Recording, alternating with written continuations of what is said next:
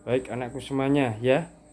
Ini Pak Ustadz kisahkan seorang pejuang, seorang ulama ya di dekat kita ya, di Kecamatan Comal ini.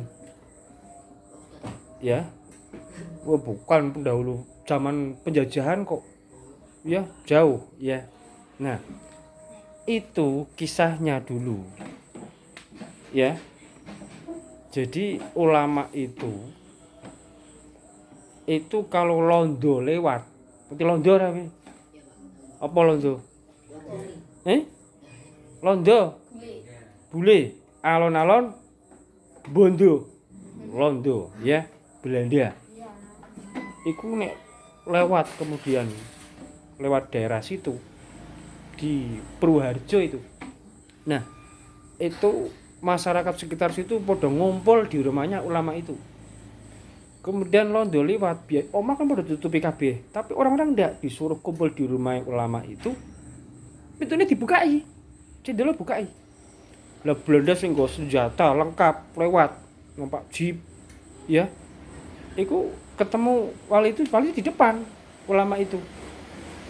Terus hormat sama ulama itu. Udah lewat gitu, Cok.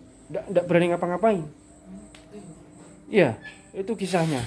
Nah, jadi dulu kalau zaman perang, kan di Comal ini kan ada peninggalan bekas penjajahan Belanda tuh. Itu pabrik Comal baru ya. Itu dulu itu.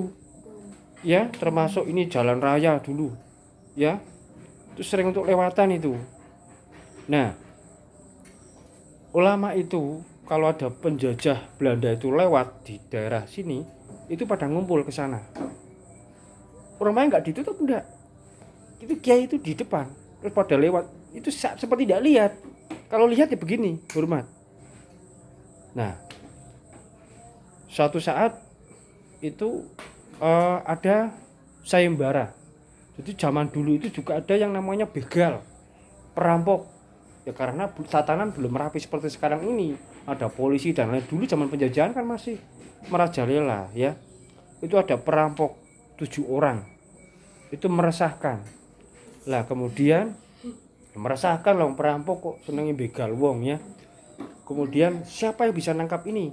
Ternyata banyak yang mau nangkap belum berhasil.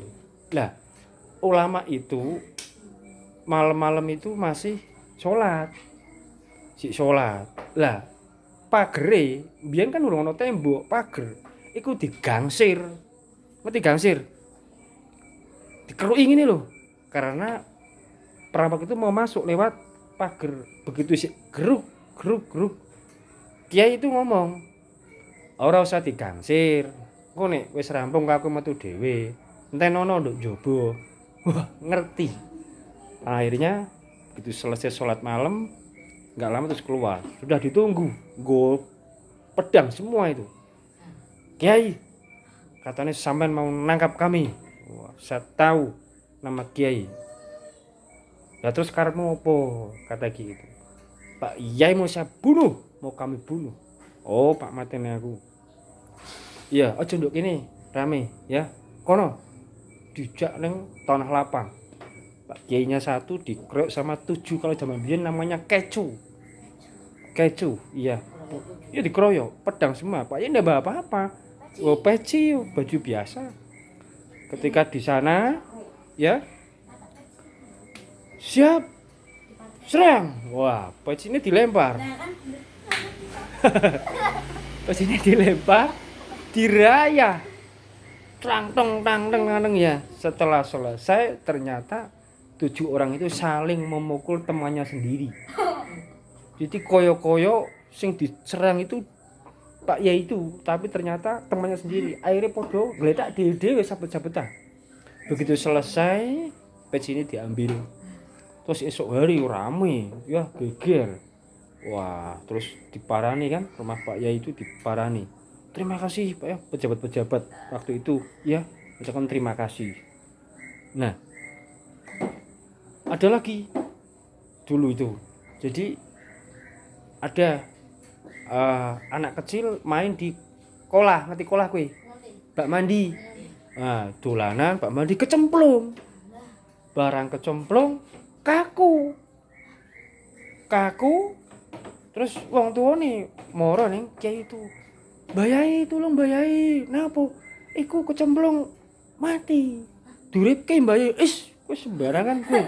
Ya, iku wis kaku, sudah kaku itu badannya. Terus digotong-gotong, ya. Terus kiai itu berdoa. Setelah berdoa, kemudian diminumkan lewat air, diminumkan. Terus batuk-batuk, keluar air, bangun lagi tuh anak kecil itu. Ya. Sembuh anak itu, alhamdulillah, atas pertolongan doa dari kiai itu.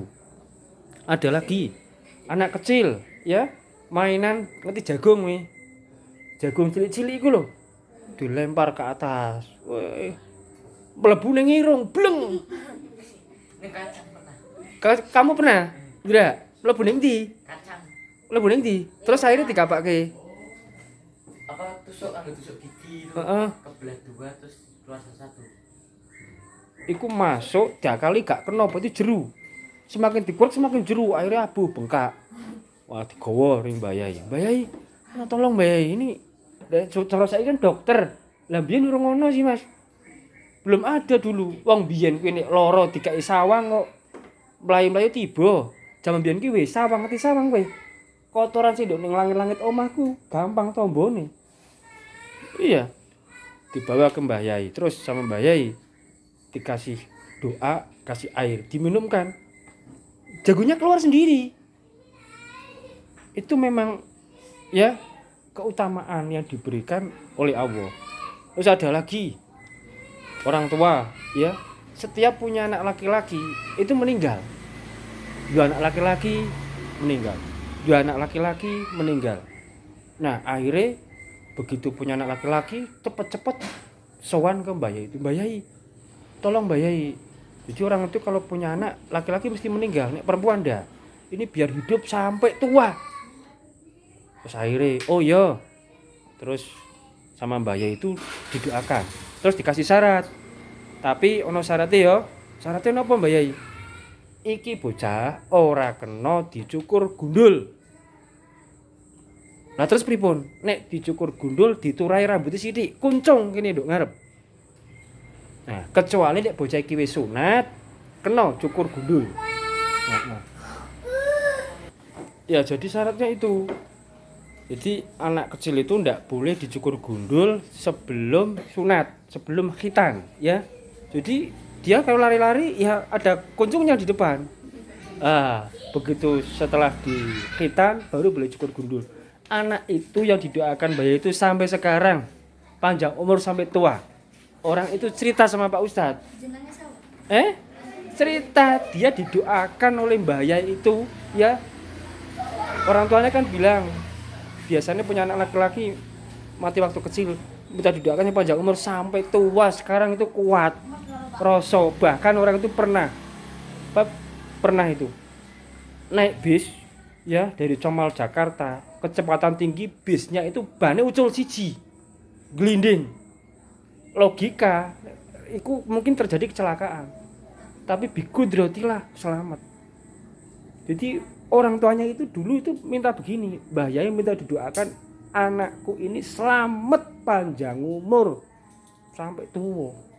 Dongane iku tekan tuwa iku melu terus. Berkah doane kiai itu, ya. Nah, juga dulu waktu zaman penjajahan itu kalau paceklik tahu enggak? Lagi pada enggak ada makanan, orang-orang sekitar itu pada ngumpul di situ. Nanti dikasih sedekah sama kiai itu. Nah, jadi kiai itu gemar sedekah kepada orang-orang yang enggak punya. Hampir setiap hari kiai itu sedekah, ya. Banyak yang minta ke rumahnya dikasih, ya. Ini Pak Ustadz kisahkan sebagian, ya.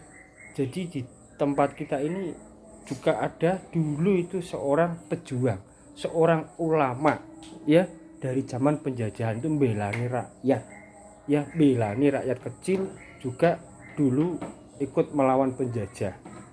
Ulama ini itu di Comal ini, dan beliau itu tidak mau dimakamkan jauh, jadi makamnya di depan rumah. Ya, setahu ini makom yang di depan rumah juga tidak banyak ya. Itu di depan rumah makomnya. Ya, namanya ya itu kiai itu menurut keterangan adalah apa? Gurunya sambung sampai Sunan Kalijogo. Ya, makomnya di Comal, namanya Kiai Mawardi. Itu buah ketakwaan. Semoga murid-murid BDG Kolbin Salim jadi hamba yang takwa. Amin Allahumma amin. Ya, Dik. Ya, sudah selesai. Mau berdoa awal asri.